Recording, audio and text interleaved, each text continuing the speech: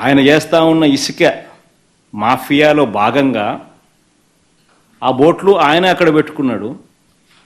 ఈ వర్ష ఈ ఈ ఈ ఈ ఫ్లో వాటర్ ఫ్లోకు బోట్లు కొట్టుకొని వచ్చాయి.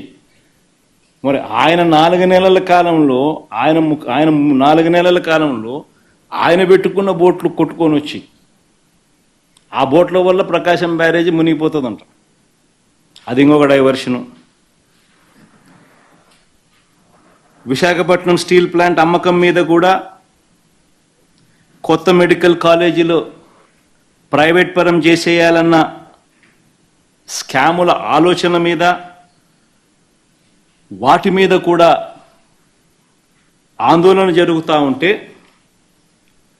ముగ్గురు సీనియర్ అధికారుల మీద సస్పెన్షన్ వేటు వేస్తూ అది ఇంకొక డైవర్షన్.